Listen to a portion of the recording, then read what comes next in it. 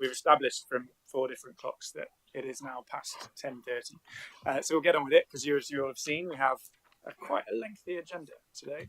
I've instructed Cabinet members to be brief as we go through the many documents. So I'll reiterate that before we start, that we have got meetings this afternoon that we will need to be able to attend this evening. Right, so we'll go through the agenda. Obviously, post AGM of the council, we need to note the membership for this financial year. So agenda item 1 is to note the lovely list of cabinet members on the front, each finer than the last. As it's just for noting, I assume we've all noted it. And I'll move on to item 2, minutes of the last meeting. Any issues or concerns related to the minutes? Okay, apologies for absence, Mr. Business Manager. Well, assuming everybody made it the 50 yards from your office, leader, I think we're all present. Very good. Right, declarations of interest. Any declarations related to items on today's agenda? Nope. Item 5 then, onto the substantive stuff. Nottinghamshire Plan, annual report. Bruce. Yes, thank you very much, leader. This report is an update, the annual report of 2023-24 on Nottinghamshire Plan. The plan was approved in November 2021, and the annual delivery plan obviously sets out the actions we take each year to further our progress, and they show the achievements across the council with reference to the plan, and this report highlights those achievements.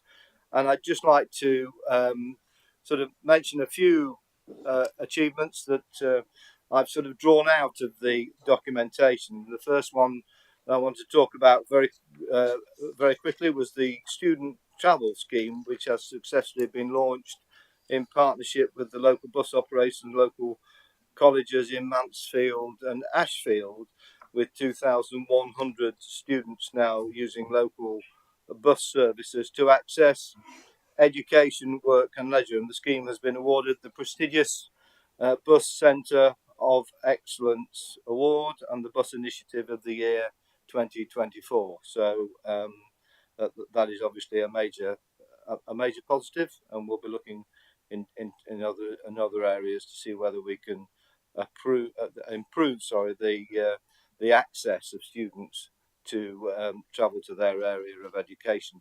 The Foster for East Midlands scheme, the D2N2 Fostering Recruitment Support Hub, was launched on the 25th of March 2024. This is the first of its kind to be launched in the country, and we're hoping great things come from that initiative.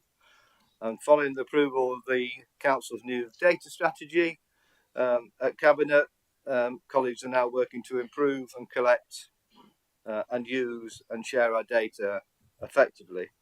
And finally, one of the areas I just wanted to highlight was a listening project has been established to engage with people that have lived and experienced suicidality, self-harm and suicide bereavement, an area which is obviously close to my heart, and to gather insights and recommendations that will inform suicide prevention activities.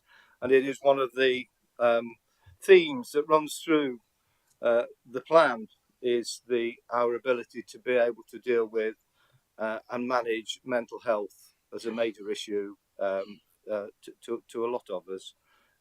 And so to try and improve our ability to be able to deal with it.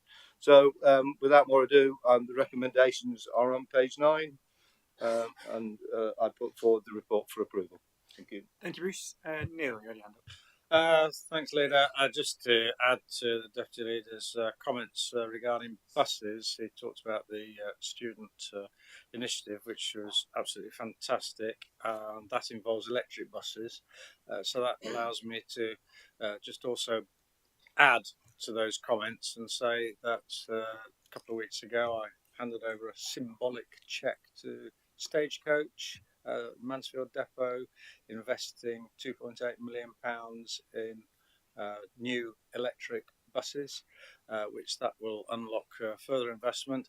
And also to emphasise that in the Nottinghamshire plan it talks about Notts Bus on Demand, and we have already delivered quite a few of the Notts Bus on Demand zones, and only this week we're launching a 7th zone, which continues to fulfil our ambition that every community in Nottinghamshire should have access to a bus service. So they're proving extremely successful, they're very welcome, and the services are improving.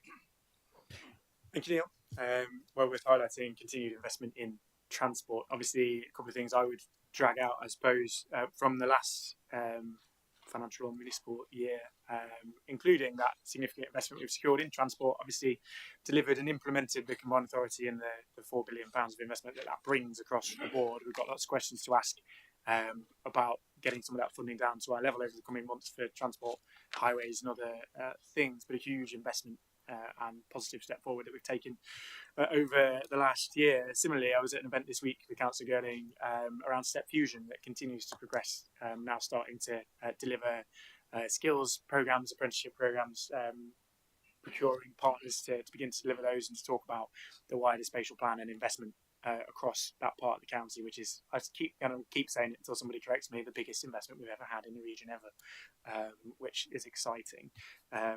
And on the other end of the spectrum, internally and around our priorities on prevention, early help, and other services within communities, rolled out the start of our Family Hub programme this year for a council that didn't get government funding for that programme. I think we've made really good progress on expanding those services and extending them to a wider range of people within communities. That opens the doors for us to deliver more pilots and projects in those spaces around how we make the best of those facilities and other services in those areas. So lots and lots of positive work going on. The recommendations on page 9 say we are to acknowledge. Do we have to vote on acknowledging something, Chief Executive? Sam. So I've got a couple more, yeah, just to... If you'd like to. Okay. I've got Keith and then Sam. Yeah, thanks, Leader. I think this step part of this is really exciting because if you remember when we first sort of got Step to come to Nottinghamshire, the hard work of Nottinghamshire County Council officers, it was a great achievement. And one of the things that was a brilliant saying that came out of that is if we only end up with a power station, then we have failed. And I think there's a lot of inward movement now to demonstrate that actually it's going to be bigger than the power station. There's a lot more work going on. A lot of people are going to be employed there. At the peak, we're looking at maybe 10,000 people being employed on that site, and that's involving in the construction and all that sort of thing. So it's not just jobs about Step. So you don't have to be a rocket scientist to be able to get a job there. There's lots of all other kinds of jobs, a full spectrum, which is a great opportunity for boosting the economy and people's lifestyles in that area. Thank you, Leader. Absolutely. Thanks, Keith. Sam. Thank you, Leader, and thanks for the Deputy Leader for bringing this report. I think Ambition 2 is all around supporting communities and families, and it highlights progress being made, positive changes being made to those with SEND across the county. And I think it's important to showcase what we've done there. There's been a 40% increase in the amount of VHCPs we're responding to within the timescale, and that's thanks to over £1 million investment from this council into employing people in that field. And also it goes on to, the paragraph also goes on to talk about the work we're doing to bring on board additional school places. And it says we've done 77. I think that's actually increased to over 90 now, which is great. It's working with our partners, but we're also, through Keith's department, investing over £40 million into that priority, which is really important. The DFE have previously committed to building us a new SEND school to match the one we're doing in Mansfield, and Leader and I have written to them, the new government, to ask for a recommitment to that, and they've there's been some movement on that this week actually over the location of that, so that's really important, and there's a lot of work that continues to go into that, which is in addition to what we've already achieved. Thank you, Sam. Tracy. Thank you. I won't reprise the contents of the report, but I'll sort of pull out the headlines. Bruce has already referenced the Fostering East Midlands D2N2 partnership to improve recruitment and retention of foster carers. Most of the departmental work sits across ambitions 1, 2, 3 and 4. If I look at ambition 1, we've got the work on young carers, so I'm grateful to the supportive work of colleagues in adults and in public health in the all age carers strategy, which has now brought a particular focus to the needs of young carers with much more momentum than we've perhaps had previously. If I look at some of the stuff that Councillor Anderson and I have been doing in the last week, we've been going to the opening events of the Family Hub networks. We've been to Retford and Sutton in Ashfield earlier this week, and we're going to Newark on Friday. So there's now momentum behind the rollout and full activity across the Family Hubs networks. We've seen more work on children's social care in respect of the approach of the MASH and early help units. And that's currently going through what they're calling the Uber test in Bassett Law and Newark as districts. So place-based testing to evolve our systems to move towards a needs-led and not threshold-led service delivery. And that's having huge impact already. And that's actually been co-produced in essence with our partners and stakeholders, which is why we're doing it on a place-based principles. It's all about right help, right time. And all of those work streams have fed into the recent Ofsted inspection, our ILACS outcome, which was, for those who weren't listening on Thursday, was good with elements of outstanding. And much thanks to the workforce for actually, producing this kind of quality of service delivery. And then the other thing that we've been working on throughout is childcare sufficiency, to make sure that we've got provision for the last government's extension of free childcare hours to a wider population. And the next challenge is wraparound care, which will kick in from the beginning of September. So lots in the report, and so all I've done, it's taken me that long to say it, all I've done is given you the headlines. There's a lot of meat in the report. Thank you, Chair. Thanks, Tracy. Perhaps demonstrates across a number of those areas, although much of what we do as an authority is something that only, in each case, a small proportion of our residents access. Hugely important services that make a real difference to people when we are able to make those improvements, often behind the scenes, to many, it might not be recognised by people who don't necessarily access those direct services, but our most vulnerable people, communities that really need that support, hopefully will see the benefit of those changes over the years ahead. Got no further hands, so I'll point to. Oh, Bruce, you want to? Yeah, just a quick point, really. I just wanted to reiterate and thank all those people that were involved in writing this plan in November 21. You cannot underestimate the importance of having a good plan, and irrespective of the changes which occur, which the plan may have not even taken into account. Every time those challenges have come in front of this council, we've been able to go back to the plan and look at ways of dealing with those particular problems which occur to this authority. So it is absolutely essential, and has been. And can I thank all those officers as well, really, who have continued to use the plan as a point of reference throughout all their decision-making process, because that is what defines this administration. So a big thank you from me as Deputy Leader. Thanks, Bruce. Absolutely. And the first-time commitment really to long-term transformational change, protecting those services, delivering them in a different way in order to protect and enhance them, and looking at 10 years instead of just a political term, which I think has made a huge difference actually in terms of our ability to look at that long-term change and to deliver more, all being well. A neat story through to today's papers as well, actually. We start from the Nottinghamshire plan, the things we have delivered and are working on behind the scenes.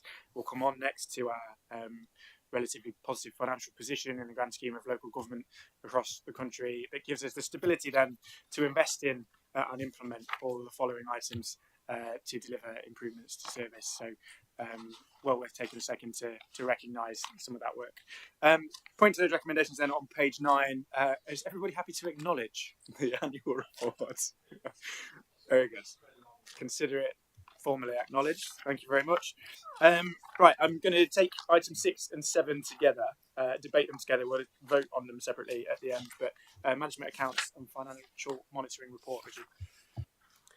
Yeah, thank you, Leader. Great deal of detail in both of these reports. You'll be relieved to know I'm not going to go through that in detail myself, because I'm sure members have read it. To pull out one or two points from it, though, We've discussed several times here the net underspend on last year's budget of just over 7 million, 7.4 million pounds. And contributions within the budget included underspends on contingency budget, additional interest received, and more business rates income generated. That 7.4 million has gone into reserves. There's a report later on the agenda where there's an extra 4.8 million pounds for the highways. That's on top of an extra 4 million pounds we put in during the last financial year. I do want to note that my thanks to the finance team, because we're one of the minority of councils who actually got the accounts submitted by the statutory date, and that is a statutory date. So why does a minority of councils do it on time? I don't know, but it just I think speaks to our finance team for having done that.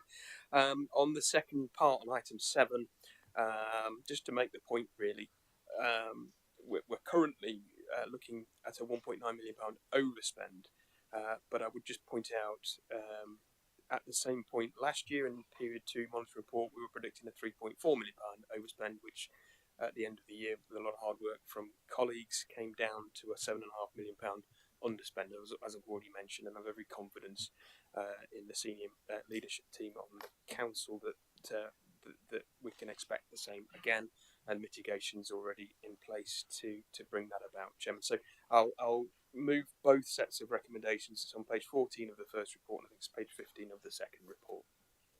Thanks, Richard. Worth noting, when you look around the country, as you say, we are in a relatively good place in terms of both the transparency that we have around our reporting. Not many local authorities have a monthly monitoring update publicly available for people to scrutinise. It does show warts and all in terms of that annual process that we go through when it comes to recognising challenges and pressures over the course of the summer, before we then put in place the measures that we do inevitably every year to mitigate those pressures and inevitably bring it back on target and on budget. So perhaps open ourselves up to criticism unfairly around that process, but we are in a relatively good place. And only yesterday I was arguing with headline writers on Twitter about the exact same challenge.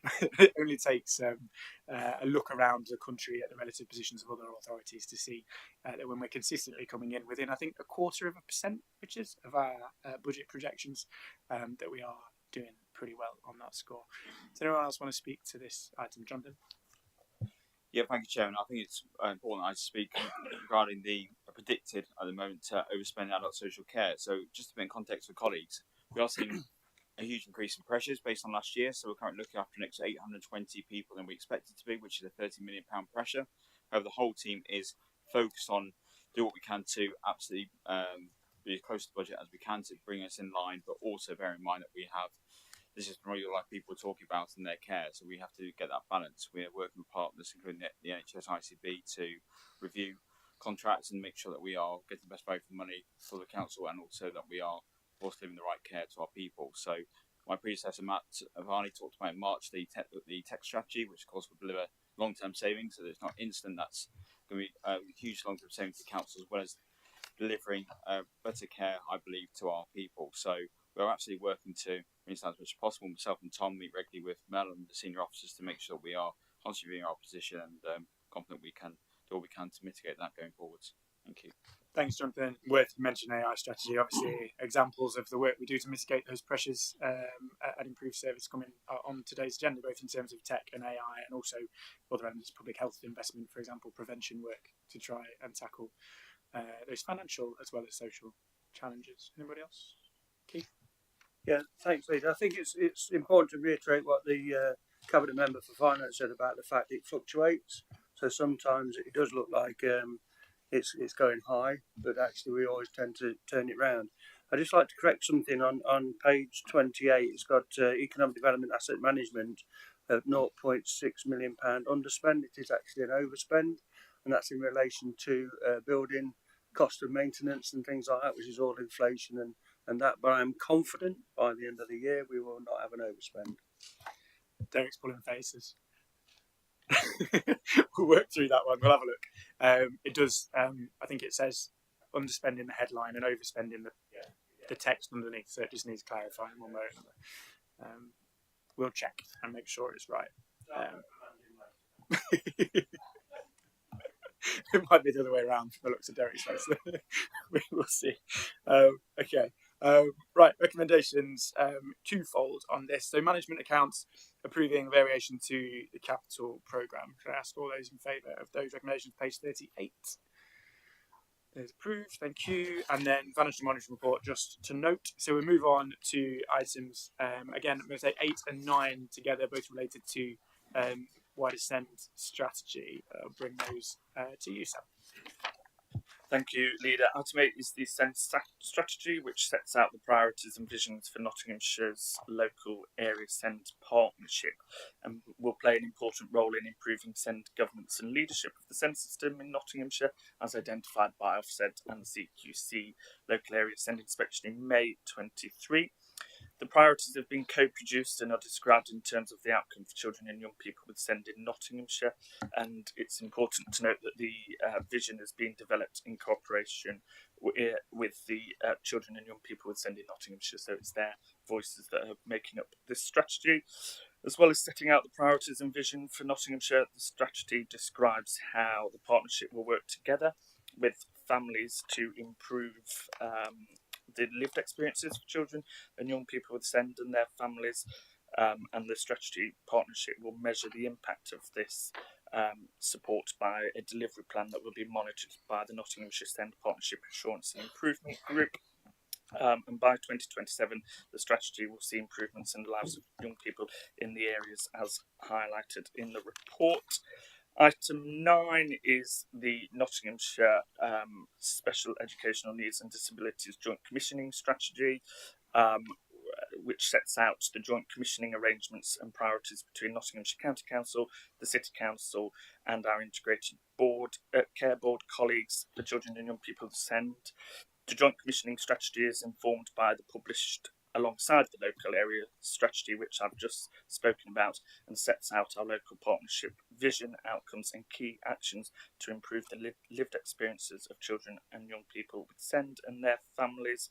And it will set out 5 priorities for the commissioning in the coming years, which are speak, language and communication needs services, sensory occupational therapy support, integrated sleep support pathways, integrated occupational therapy pathways and integrated system data dashboards.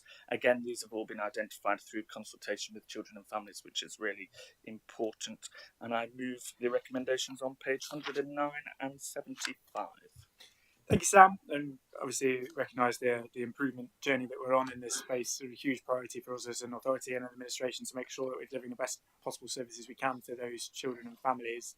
Recognise a lot of pressures, national pressures around all of that in terms of skills, availability and resource and all sorts of other things, as well as challenges in the legislation as well that will need to be tackled elsewhere. But for our part, a huge amount of work going into trying to improve that experience for people as far as we possibly can. So important that we get these strategies and that approach out there. Tracy, I saw your hand. Thank you. It was really just to sort of clarify, I suppose. It can look a bit confusing that we've got 2 reports, both of which are strategies. So it's just to sort of try and use plain English to say why that's the case. We obviously exist on a certain footprint, the County Council authority area. Our SEND partnership is on our geographical footprint, and that partnership is with our health partners. Our health partners also serve our city colleagues, which is a separate partnership arrangement and a separate geography in effect. So the first report is about our SEND partnership and our geography, and that's about our strategy. But of course, having the same healthcare partner across both geographies, it's important and significant that we're now moving the work forward for a joint commissioning strategy, because our health partners will be delivering the same sort of services to SEND families in their own authority area. And then just to add, really, the work that we've been doing for SEND improvement with the oversight board continues, and we do indeed have a SEND improvement board meeting this afternoon, which is our latest. So we'll get a sense of what our partners and our scrutineers, I guess, think of the journey that we're on and the progress that we're making this afternoon. Great, Thank you, Tracy. That's helpful clarity. Anyone else wanted to speak to this item? No, all good. In that case, we'll go to two separate votes. Obviously, two reports in the document, as neatly described by Tracy in terms of the difference between the two. First, on page 75, to approve the SEND disability strategy. All in favour? Thank you. And the second one, on a different geography, as has been laid out, is around a joint commissioning strategy alongside our city and health partners. All those in favour of those recommendations on page 109. Thank you very much. Right, item 10, public health investment. Scott. Thank you, Leader. The ambition to enable everyone in Nottinghamshire to live healthier and happier lives, to prosper in their communities and to remain independent in later life is prominent in the Nottinghamshire plan, as the Deputy Leader has rightly alluded to in his opening point on this agenda. It's also central to the vision of the Nottinghamshire Joint and Health Wellbeing Strategy. The evidence shows us that the key building blocks for achieving good health and well-being, including getting the best start in life, education skills, a good diet, secure employment, good housing, relationships with family, friends and community. Where building blocks are weak or missing, this creates stark differences in the health and well-being of our communities and is associated with earlier and increased demand for services. For context, the Council receives a public health grant from the Department for Health and Social Care to fulfil the Council's statutory duty to improve and protect the health and well-being of the people of Nottinghamshire. Where the grant is not spent in year, due for example to slippage in spend or substituting the use of grant by alternative sources of funding, the unspent monies accrue in a public health general reserve. These conditions were particularly seen during and following the COVID-19 pandemic, where services took time to recover and additional contained outbreak management funding, CONF, was available to support the response. This paper proposes key priorities and an approach for allocating the usage of the public health grant reserves over the period from 24-25 to 27-28 and provides an updated forecast of the public health grant and reserves for 24-25 and the period of the medium-term financial strategy. Key priorities for governing the investment are detailed in Appendix 1, pages 143 onwards of your packs, and they aim to strengthen and sustain the existing high-impact public health services facing inflationary and demand pressures or coming close to their end of their temporary funding. This includes priority areas such around substance use, domestic abuse, homelessness, integrated wellbeing, and one, of course, very close to my own heart, suicide prevention services. Plus further funding to develop our health and sustainable places work, the building blocks of life agenda, and making every contact count approaches to embed prevention across the system. Is also to use to strengthen cross-council transformation programmes by funding additional public health outcomes which have a wider impact on cross-council priorities and support the delivery of the MTFS. These include £3 million to support and safeguard some of our most vulnerable families across the county through the rollout of the Family Support and Safeguarding Programme. This will create 8 new substance use and 7 domestic abuse posts across Nottinghamshire.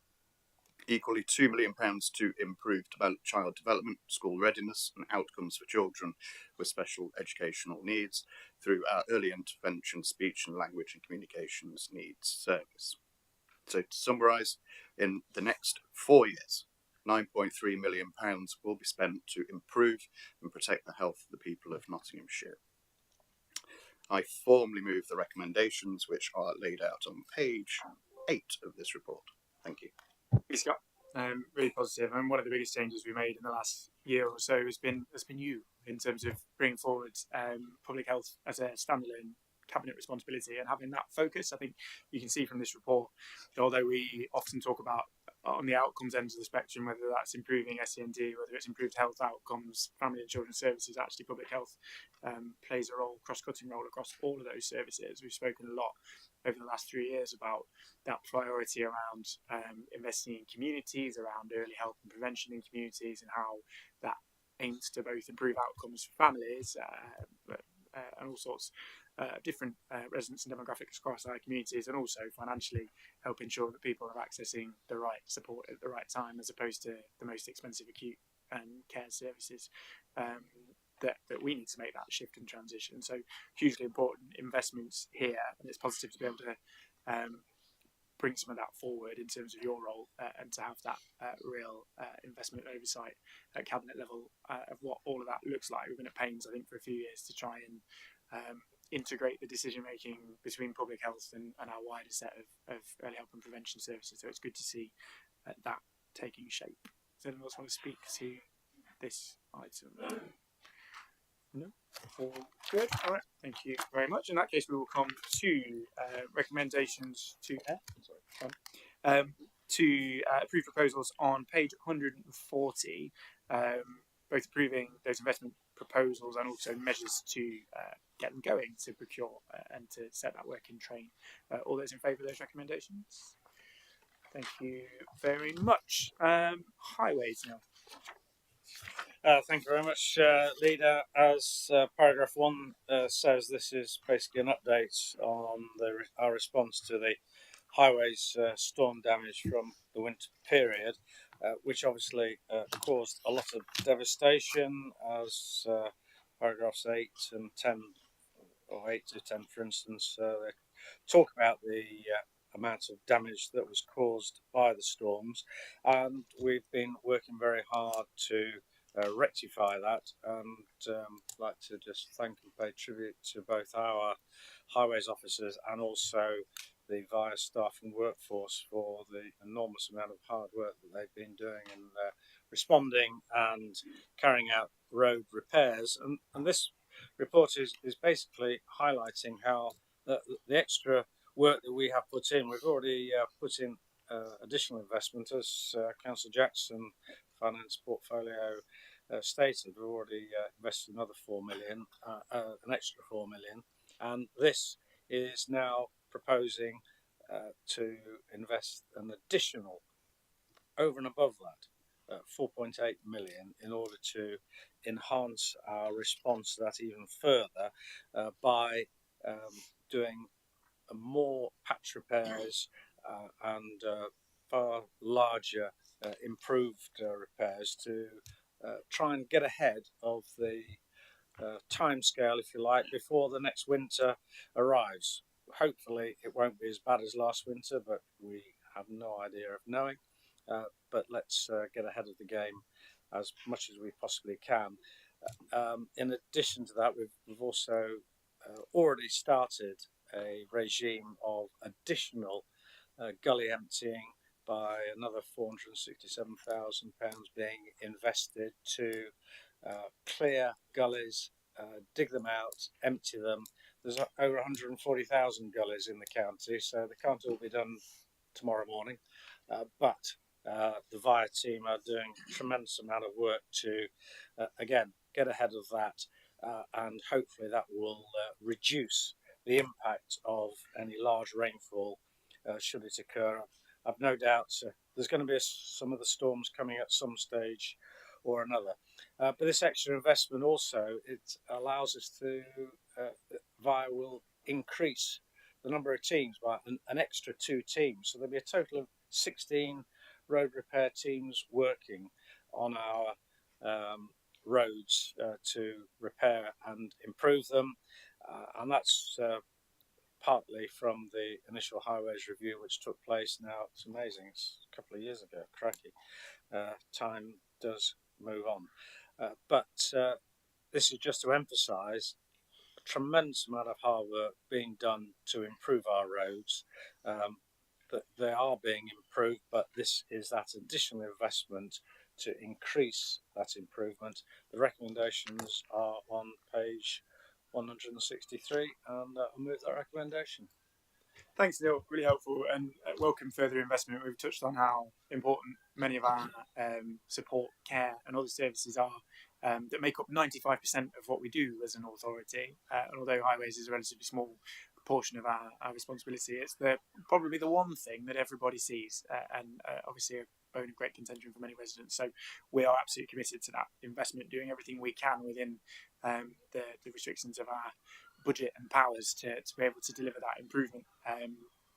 Worth noting, I hope residents will have seen that there are still major investments from our existing improvement programme to come this summer. I think at the 617 Great North Road and others that are, the signs are up, the work is ready to be done, and that will make a huge difference. But welcome additional investment, particularly, I think, as you say, we can't predict the weather in the winter, and to some extent beholden to it, and the worst and wettest winter on record.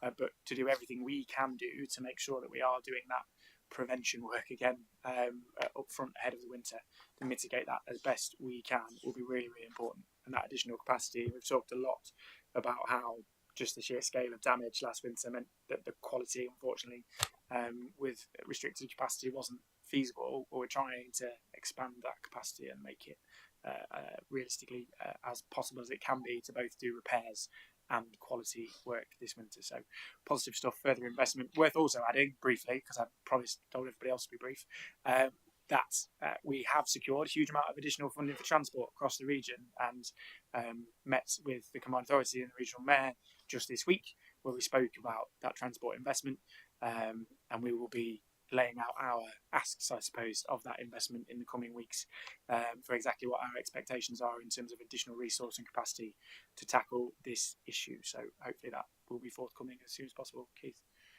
Yeah, thanks, Lee. I will be brief. I just think it's really important that we get a message across as well, because we have invested a lot of extra money into the roads, because we do recognise that it's a problem, and we are trying to resolve that. But I also think it's important that the public understand that that money has got to come from somewhere. And some of the money we spend is on saving people's lives. It's going into adult social care and health, where the most vulnerable in society are being looked after by this council. It's going into children and young people's services, where children that are abused and things like that are being supported and helped by this council. So it's not just a case of throwing money at it, because we don't have that money. It's got to come from somewhere, and we've been very careful that we've been able to maintain those really vital and important services that we carry out as a council, at the same time improving or putting in as much as we possibly can. Like you, I think the Combined Authority needs to step up to the plate.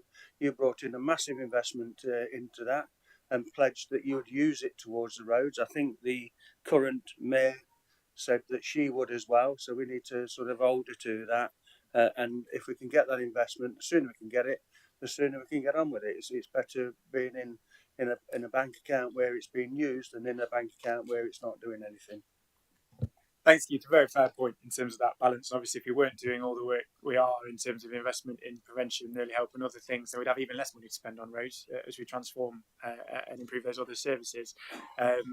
But the point, in many ways, of the Combined Authority, as well as additional funding, was to kind of remove that Sophie's choice in some ways, and be able to be in a position where transport funding is there and ring fenced for that purpose, and we don't have to compromise across the board with other services. It is coming our way, so we're trying to pin down both the mayor and the government, who also promised to fix lots of potholes, if you remember, in this recent general election. So lots of commitments been made, and we'll seek to hold their feet to the fire on that front. Sam?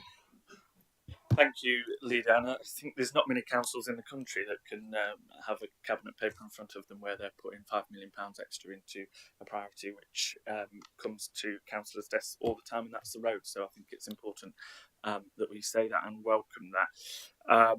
And just to highlight what's in paragraph 18 really, and Neil Councillor Clark did touch on it a little bit, is this isn't £5 million that councillors in this cabinet want to put into just temporary pothole repairs that pop out the first time it rains, and it's just really false economy just going back to them.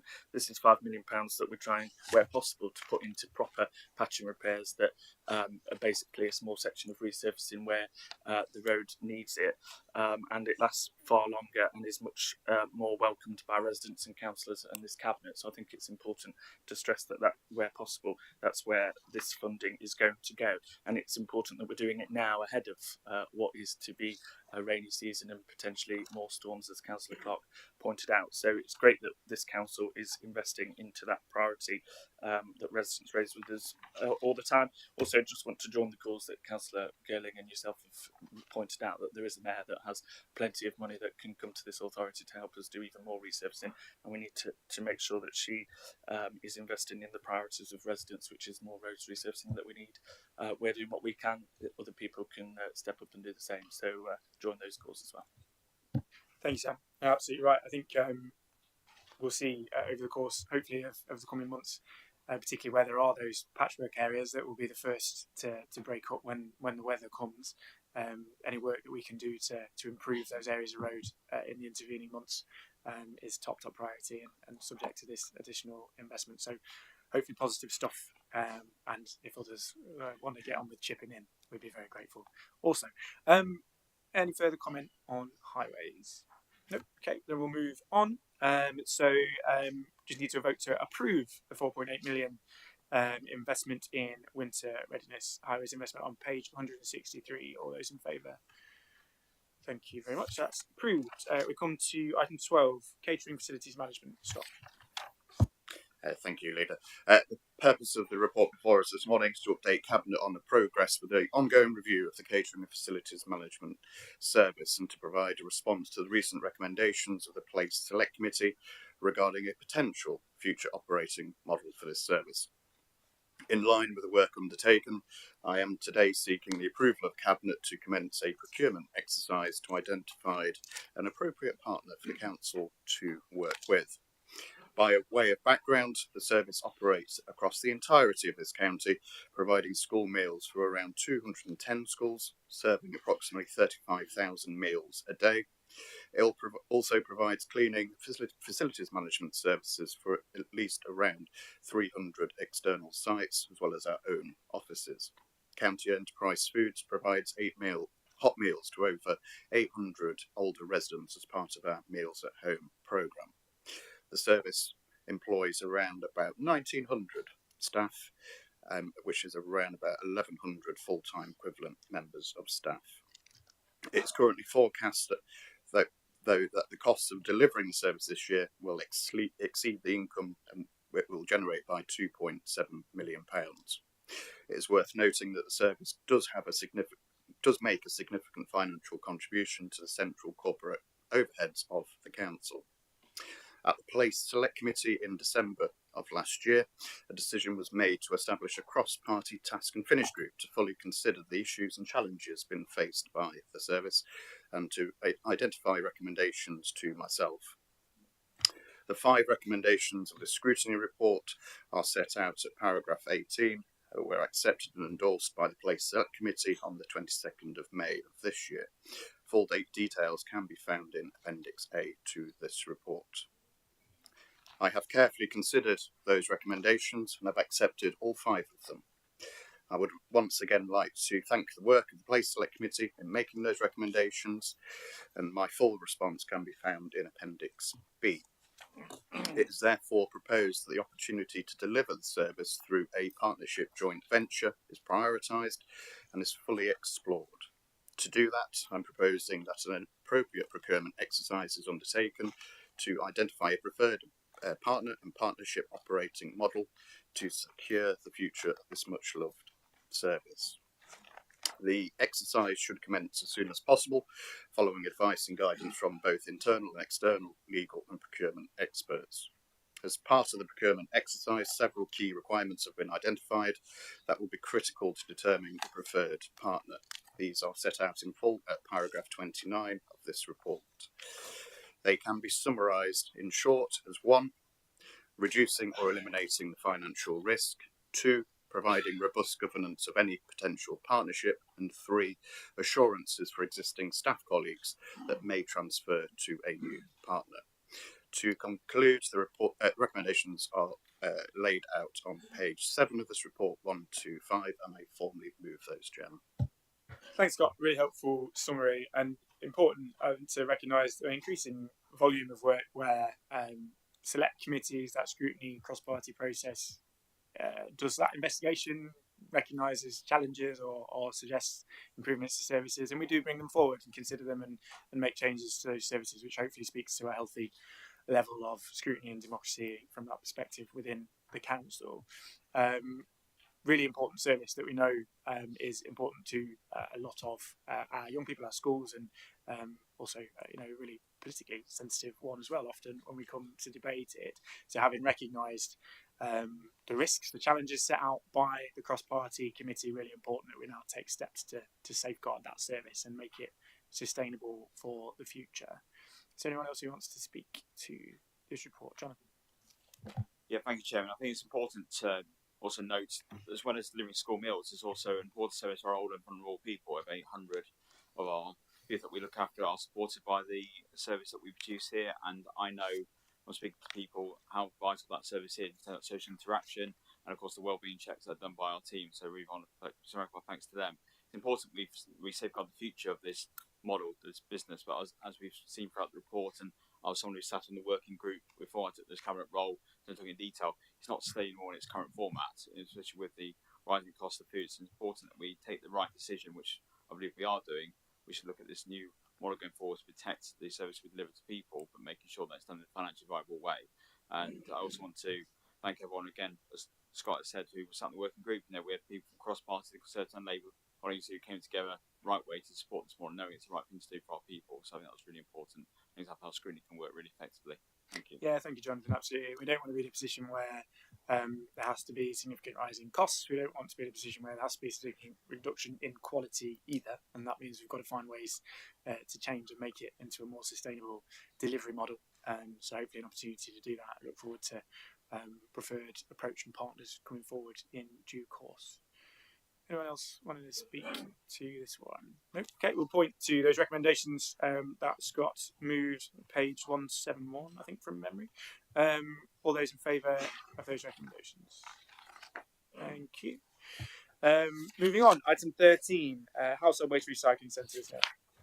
Thanks very much, Leader. A very important report this, which highlights the work of the Select Committee, the Place Select Committee, and I want to thank the Place Select Committee for the work that they have undertaken, where they submitted the recommendations that you see outlined in the appendix for endorsement by the Cabinet and referral to me as the Cabinet member for consideration. Should I say, actually, serious consideration, which I have duly done.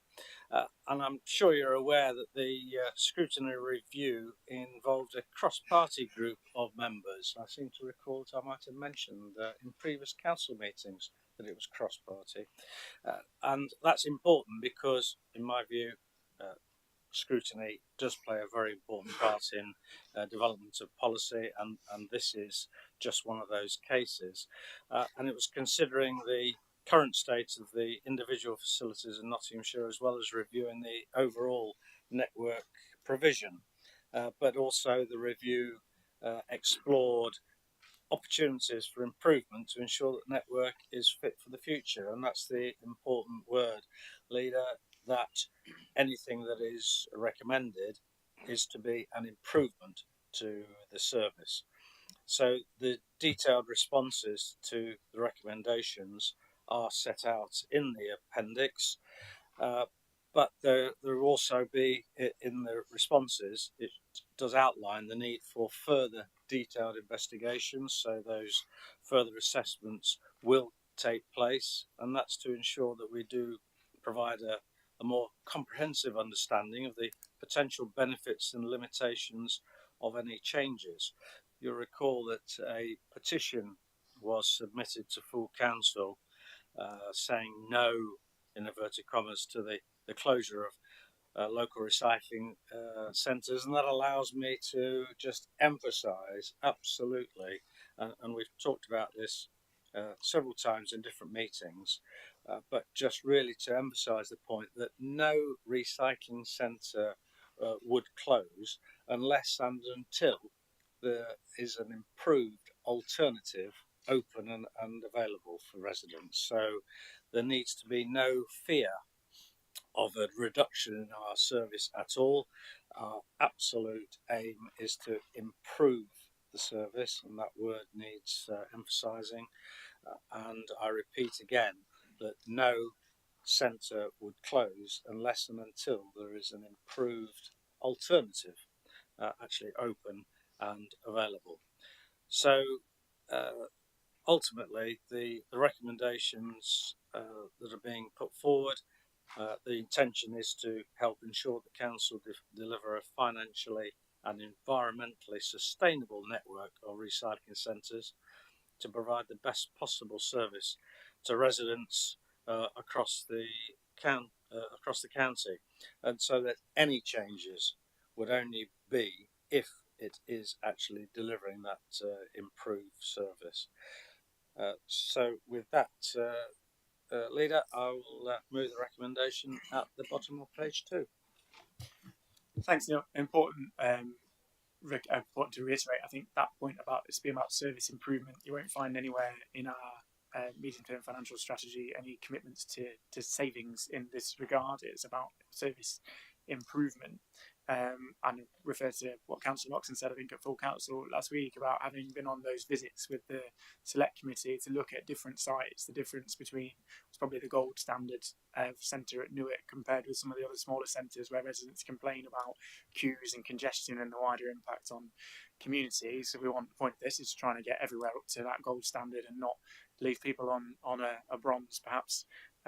When we know that we can improve recycling rates, we can tackle some of these challenges. That does mean changes, and I pointed out on Thursday in that meeting that unfortunately the void, perhaps the delay, whilst elections have gotten in the way of formally bringing this report to cabinet, means that one or two politicians have, shall we say, politely misspoken on some of the intentions or decisions that have been taken at this council, of which, of course, there are as yet none.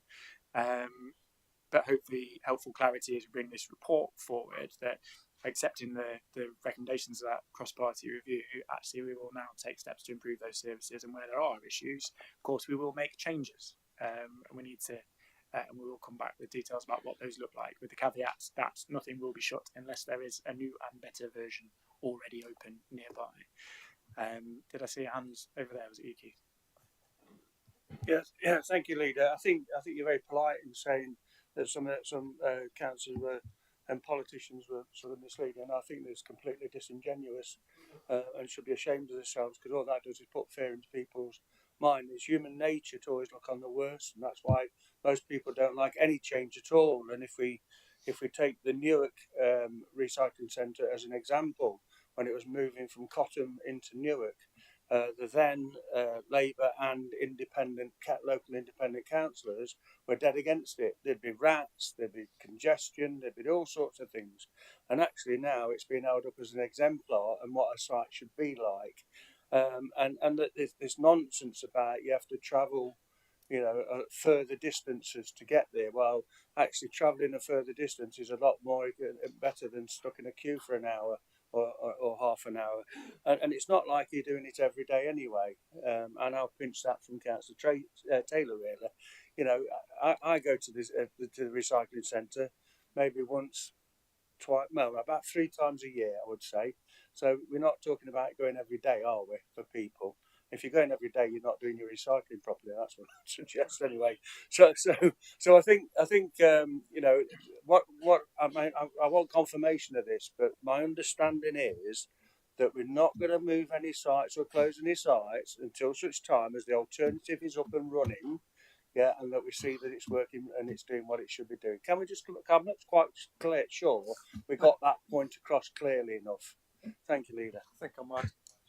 Yes, I can confirm, Keith, that is the case.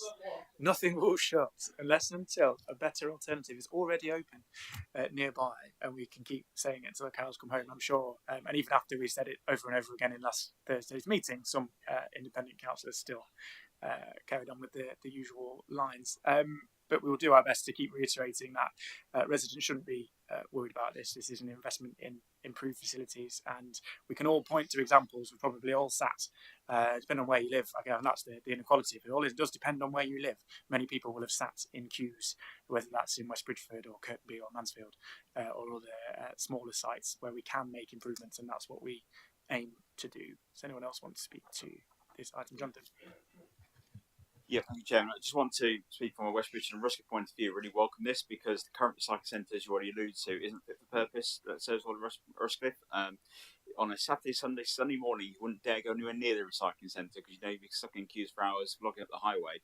And other, politicians locally have said, "Oh, well, why don't you bring back a booking system?" Well, there's no viable booking system that will work because if you let's say you arrive at the centre and you don't have a slot, and your only option is to reverse up around a blind corner on the highway, assuming there's no car behind you, which we absolutely from a highway safety point of view would never endorse. So once that got out there, everyone would just turn up anyway, and you don't need to book a slot because you're just going to be allowed in.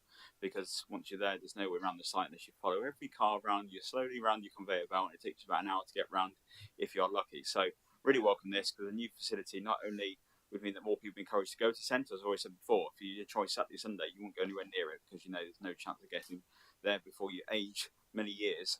So new facility would be great, and also hopefully the opportunity to actually recycle more because the current site is so small that you can't, and has to be closed many times to actually take units in and out because of how small it is. That actually new facility can encourage more people to recycle, which is what we want to encourage. And I actually think when some independent members weren't on none of them were on the working group and actually went to site visits, they can't see that themselves. Actually, if you go around these sites and see that, that's very clear as day. So that actually shows when you go and speak about something, actually go and learn it and talk about it so you actually know what you're talking about in that sense. So something we should encourage. Thank you. No, absolutely. And frustrating in terms of some of the incorrect headlines and articles about this off the back of those comments, when we all probably speak to residents around various parts of our county who will say that they would desperately like to see some of these services improved for all the reasons that you described. So that's the journey we're on, and we'll bring back some firmer proposals about exactly what that will look like later in the year. Right, speak to recommendations on page 202. All of those in favour? Thank you very much.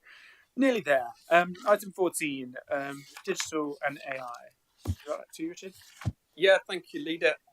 We couldn't deliver any of the vital services that our residents rely on without a robust IT system that underpins just about everything that we do. And organisations across the world found this out last Friday. Thankfully, we have no CrowdStrike software within our systems, and we weren't touched by that, but many councils were. And you soon realise what happens when your IT system falls over. Basically, everything you do stops. So, this report provides details of the planned work programme related to digital and artificial intelligence, which is aligned with the Forward-Looking and Resilient Councils programme.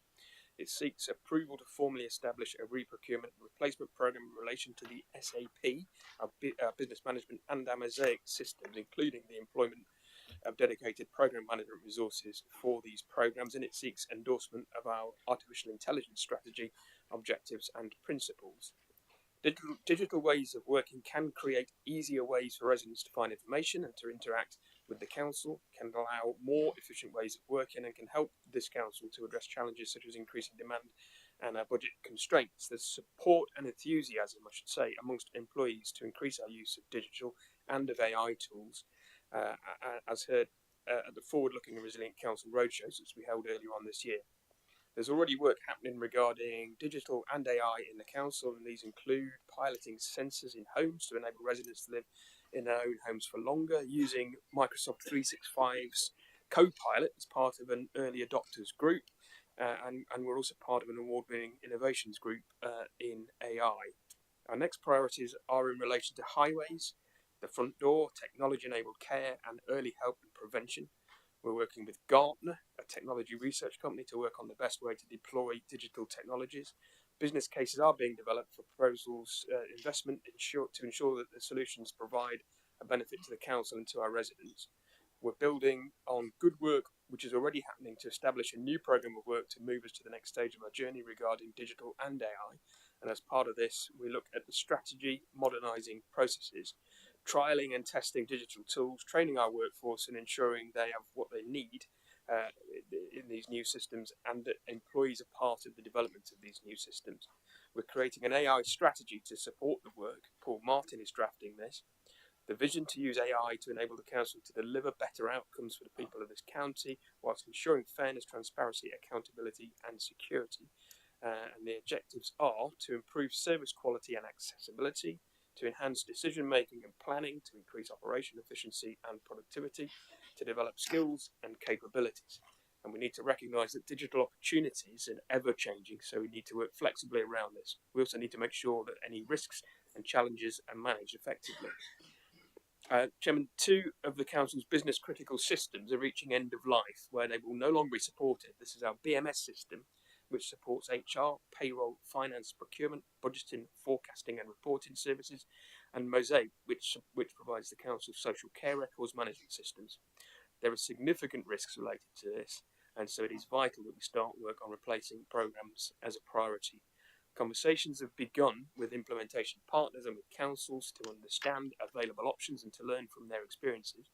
We'll begin formally setting up on replacement programmes supported by specialists to make sure that we carry on performing these essential functions through modern fit-for-purpose systems. These systems will include AI as standard, providing the workforce with the latest technology as part of their role. So I've formally moved the recommendations. And just to say to colleagues, if you've got any technical IT related questions, please keep them to yourselves. Thank you, Richard. Other experts in IT are available elsewhere if people do have questions. But absolutely right to highlight that these systems underpin a huge amount of the work that we do across a variety of services. It's important they are fit for purpose. We're getting to the point where, if things systems are no longer managed or updated, for example, by Microsoft or other partners, then we've got to make changes or improvements. And if we want to integrate effective AI and other digital changes, we need databases that will work with those systems as well. And just perhaps to touch briefly on an example, I often, there's a lot of interest in this conversation about AI, isn't there, around the country, and whether your robot vacuum cleaner is going to rise up and rebel. But actually in this particularly, we've all seen iRobot, Tracy, it's scary. But actually in this case, and in many implementations, there are really simple and effective ways. We heard earlier in the week from officers about an example simply of social workers writing case notes using AI and saving a huge amount of administrative time. Those kinds of examples are exactly what we need to implement in order to be able to make maximum use of that kind of human capacity where staffing and the right skill set is scarce. So lots of positive opportunities in this space that we're very keen to invest in and to make improvements, as Richard said, across all sorts of different services. But it is an expensive and risky game, swapping out entire databases that underpin many services. We've seen examples in other places of that going wrong. So it needs to be a proper and well-funded piece of work. Very keen for us to get that underway as quickly as possible. So anyone else who would like to speak to this? Neil. Thank you, Chairman. I've deleted the first 7 questions about systems X, Y, and Z, so I'll leave those till later. This is all about investment in efficiency, and as Councillor Jackson mentioned highways, I'd just say that perhaps a cynic might say, well, why are you investing all this money in this stuff? You should be repairing the roads. Well, actually, this will help with the efficiency of road repairs, and it'll help with the better inspection regimes and better prevention of road repairs, so that we'll be much more aware quicker of the condition of the roads, because there'll be sort of constant inspection taking place, surveying from vehicles, and that allows me to say that I happen to know that Rushcliffe are cooperating in partnership. They will have these survey cameras on all their bin lorries, so that basically there'll be 26 automatic surveys constantly going around the roads, monitoring the condition of the roads. So that's just a way of the technology investing and making it more efficient. Thanks, Neil. Yeah, another really good example. And if we can replicate that around the county and have partners' vehicles as well as our own doing that monitoring and surveying of our roads for us. That will help in terms of the data we can gather and how quickly we can respond to road damage. So, some really good examples of what seems like relatively simple solutions, but where we need the right database, we need the right investment in place to deliver that kind of technology. So, thank you for that. Any further comment on this one? No, all good. In that case, move to recommendations on page 231. All those in favour? Thank you. And finally, item 15, outside bodies. Chris. Yeah, finally, the report that the whole of the cabinet have been waiting for, leader. Our listening public obviously are bated breath, and indeed opposition members have come to listen to this particular report, because I'm sure the earlier reports which dealt with multi-million-pound expenditure that affected every resident and community across our county pale into insignificance against the report I'm about to present. Outside bodies register update. The council are obliged under its constitution to maintain an outside bodies register.